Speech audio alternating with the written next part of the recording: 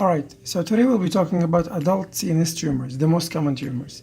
And we're going to start off with glioblastoma multiforme, also known as grade 4 astrocytoma. It's a highly malignant tumor with 1 year survival median. And grossly you're going to see a butterfly glioma if it crossed the corpus callosum, which is common. And if it didn't, you're just going to see a big mass within the hemisphere. Under the light microscope, you're going to see pseudo-palisading, and we'll see how that looks like in a second. And you can stain the cells with GFAB stain.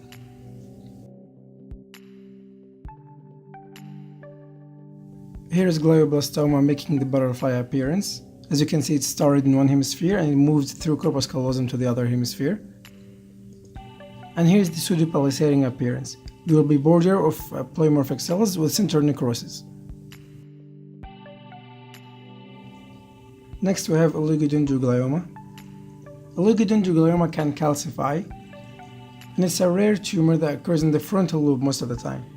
And as you can see, I put calcifications first, which is the first thing that I want you to remember, because there's only few tumors that can calcify. So once you see calcification in one question, just keep oligodendroglioma in your mind. And under the light microscope, we're going to see chicken wire capillary pattern and fried egg cells. Here is how oligodendrogliomas look like. They will be intrahemispheric, which means inside the hemisphere origin. And here's the capillary wires appearance. And here's the fried eggs appearance. Next we have meningioma. Meningiomas are usually benign, and they arise from the arachnoid layer of the meningeal. And they present usually with focal symptoms or seizures, which makes sense because it's going to compress one focal area, not the entire brain.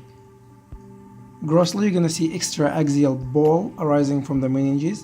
Usually they have tail. And under the microscope, you're going to see whole nests and psammoma bodies. Meningiomas can also calcify, but it's not very common. Here is how meningiomas look like. It's just a ball arising from the meningeal layer with a tail sometimes.